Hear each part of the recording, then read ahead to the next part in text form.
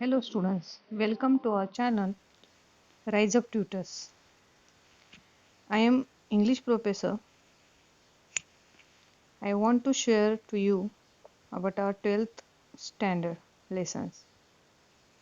First of all, we learned in 11th standard new syllabus and we had total 4 sections about prose, first section, second poem, third writing skill, fourth section was about drama.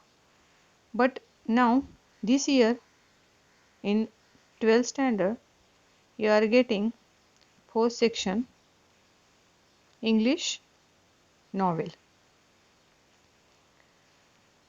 Let's begin our section 1 now, prose section 1.1 An Astrologer's Day. Astrologerचं meaning काय आहे? Astrologer म्हणजे काय? Astrologer म्हणजे काय? जो person astrology सांगतो. Astrology म्हणजे ज्योतिष, भविष्य. आणि असा एक दिवस ज्योतिषाचा आहे. Okay, let's start now. Ice breakers. First of all, ice breakers म्हणजे in English it is said introduction. मराठीमध्ये आपण प्रस्तावना बोलू. ह्या आइस ब्रेकर्समधून आपल्याला आपला लेसन कोणता चालू होणार आहे, तर ॲस्ट्रॉलॉजरचा लेसन आहे. ह्याचे आन्सर्स थोडं मिळायला सुरुवात होते. बघा कसं ते. क्वेश्चन समोर आहेत. First question, discuss with your partner and complete the activity. What are your strengths? इथे तुम्हाला क्वेश्चन भेटलेला आहे, तुमचं स्ट्रेंथ्स काय आहेत, म्हणजेच तुमच्या हॉबीज काय आहेत, तुमचे छंद काय आहेत. पण इथे तुम्हाला क्वेश्चन असा विचारल्यानंतर तो तुम्हाला पर्सनल रिस्पॉन्स टाईप पद्धतीने सोडवायचा आहे. म्हणजे तुम्हाला इथे फ्रेंडशी डिस्कशन करून तुम्हाला आन्सर त्याचं लिहायचं आहे. On screen you have to see there column given and one question ask 1, 2, 3 in column, 3 questions asked and their answers given one by one. Okay, and someone here blank. Here you have to put down correct answer. आता कळलं असेल तुम्हाला, discussion करून तुम्हाला तिथे correct answer लिहायचं आहे. आणि 3 क्वेश्चन आहेत की तुम्हाला विचारले गेले. बघा, strengths, why do you feel so, dream career. Strengths विचारले, हॉबीज विचारलेत. Why do you feel so म्हणजे तुम्हाला ते का आवडतं हे विचारले. आणि ड्रीम करिअर म्हणजे तुम्ही त्यामध्ये पुढे कोणता बिझनेस करू शकता हे विचारले गेले. इथे पहिला ऑप्शन दिलाय पेंटिंग अँड ड्रॉइंग. पेंटिंग आणि ड्रॉइंग ही एक हॉबी आहे आणि ती मला का आवडते. आन्सर काय दिले, कॅन व्हिज्युअलाइज, एक्सप्रेस.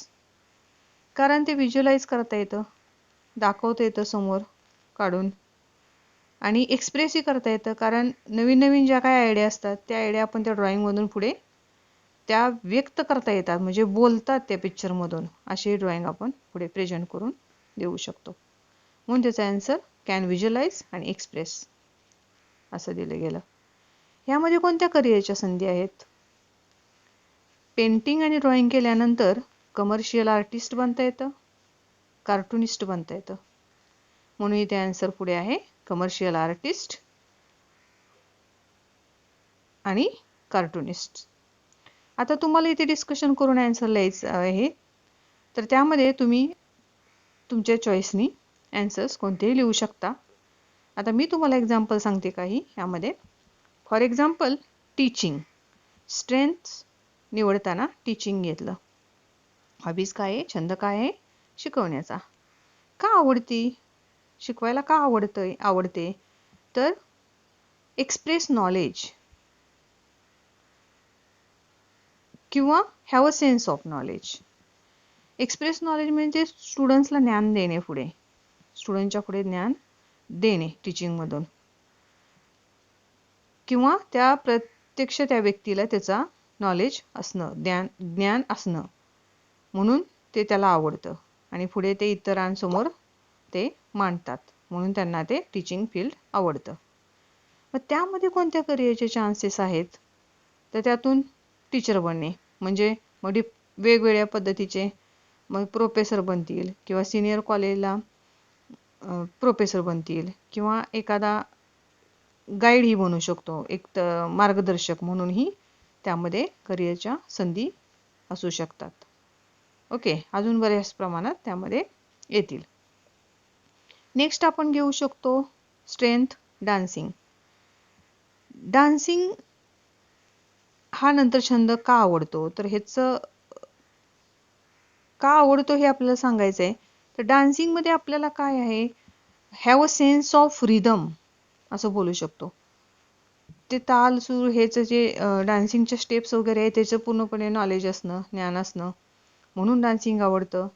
मग त्यामध्ये ड्रीम किंवा करिअर काय आहेत, तर डान्सर बनणे, कोरिओग्राफर बनणे इत्यादी तुम्ही ते तिथे लिहू शकता. Okay, dancer, choreographer. नेक्स्ट आपण घेऊ शकतो यामध्ये ॲनालायझिंग. ॲनालायझिंग ही स्ट्रेंथ घेऊ शकतो. ॲनालायझिंग म्हणजे सायंटिस्ट जे ॲनालायझिंग करून दाखवतो, सायंटिस्ट बनण्याचे यामध्ये चान्सेस असतात जास्त करून. तर ॲनालायझिंग हा छंद का आहे, तर का आवडतो, to resolve complex into its elements. म्हणजे जे काही कठीण असे काही गोष्टी असतील त्यातून त्या कठीण समस्या इझी पद्धतीने, सोप्या पद्धतीने त्या सोडवून ते पुढे दाखवल्या जातात आणि त्यामुळे त्यांना फार आवडतात. आणि मग यामध्ये करिअरचे चान्सेस काय, तर सायंटिस्ट बनण्याकरता करिअरचे चान्सेस आहेत. Okay, this way you have to follow the different one answers about it. Second question, the scene in a local market of a village or town or city is very attractive. People with different occupations sell their wares. Discuss with your partner the variety of activities at the local market. काय question विचारलाय, local मार्केटचा scene आहे, मग तो खेडेगावात असेल, एखाद्या शहरामध्ये असेल, निम्न शहरात किंवा शहरामध्ये असेल, आणि तो फार लोकल मार्केटचा सीन काय अट्रॅक्टिव्ह आहे आणि पीपल तिथे वेगवेगळ्या उद्योगधंदेवाली तिथे काही ना काही त्यांच्या वस्तू घेऊन विकायला बसलेले आहेत. तर ते त्यांच्या वेगवेगळ्या ॲक्टिव्हिटी, कोणकोणत्या वस्तू किंवा काही घेऊन बसलेले आहेत, काय त्यांचा धंदा आहे, उद्योगधंदा आहे मार्केटमधला, तर त्याचा आन्सर तुम्हाला लिहायचा आहे. तर तुम्हाला इथे first answer given here, selling flowers, selling grocery. Second one you have to write नाव देअर. आता सेकंड पासून तुम्हाला लिहायचं आहे, सेकंड लिहायचं आहे. काय आपण बोलू शकतो इथे आपण बोलू शकतो व्हेजिटेबल हॉकर्स, काही व्हेजिटेबल घेणारे, भाज्या घेणारे काही गाडे तुम्हाला दिसून येतील. नंतर क्लोथ सेलर्स आपण बोलू शकतो, कपडे विकणारे काही मार्केटमध्ये दिसून येतील.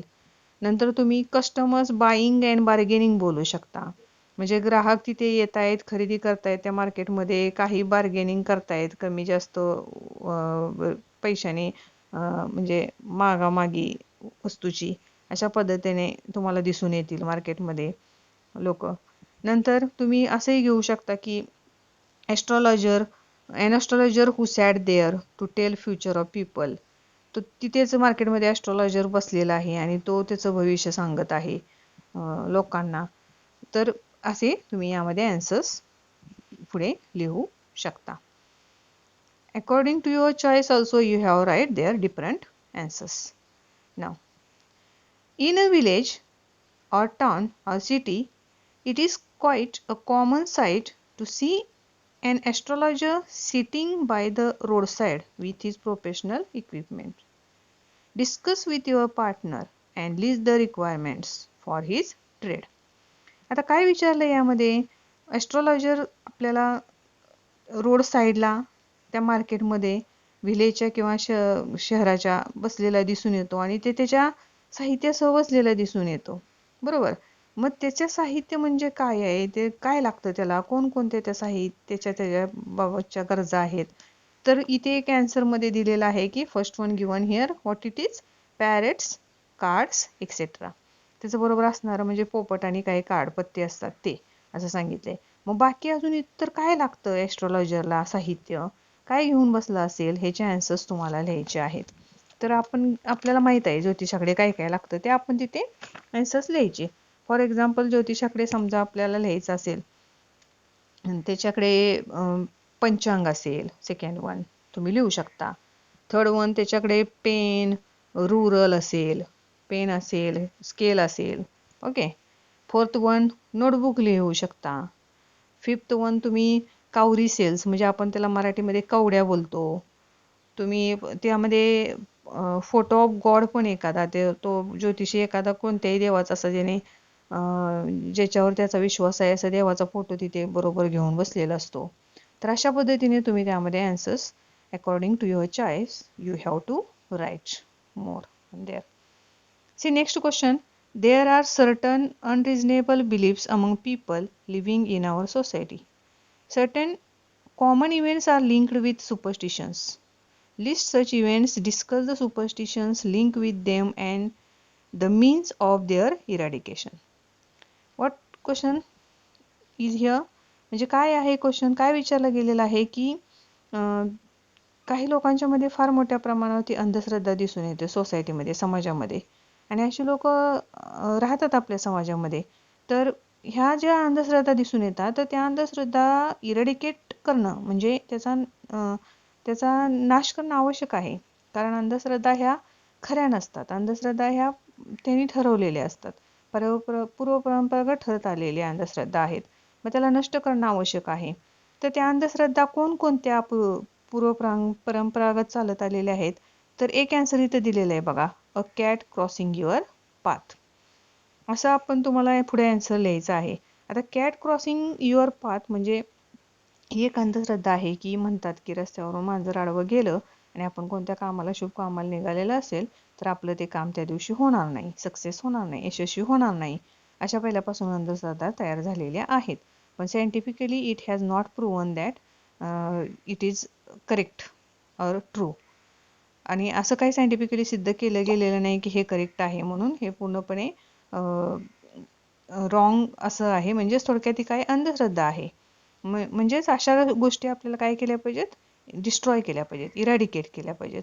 आता दुसरं कोणतं ह्यामध्ये एक्झाम्पल तुम्ही सांगू शकता. नजर उतारणा म्हणजे रिमूव्हिंग इव्हिल आय. जसं लहान मुलाला नजर लागू नये म्हणून त्याच्या कपाळावरती काळ्या काजळाचा टिक्का लावला जातो, तर ते बोलू शकता. ते सुद्धा काय सुपरस्टिशनच आहे की माझ्या बाळाला नजर लागते म्हणून मग मी हे काळा टिक्का लावते असं म्हणणं किंवा काय. तर ह्यालाही कोणतं सायंटिफिक रिझन नाही. किंवा तुम्ही जे स्मशानभूमी जातात, एखादा माणूस मेला असेल आणि त्याचं दहन करून आलं की लगेचच घरी आल्यानंतर आल्या पहिलं आंघोळ करायची, ही पण अंधश्रद्धा आहे. म्हणजे टेकिंग बाथ आफ्टर अटेंडिंग अ फ्युनरल. तर मग ह्या सगळ्या काय आहेत, तर अंधश्रद्धा आहेत. ह्याला सायंटिफिक असं कोणतंही रिझन नाही. त्यामुळे ह्या अंधश्रद्धा दूर होणं आवश्यक आहेत. So students, now we will wind up here. We will continue our next video. Thank you.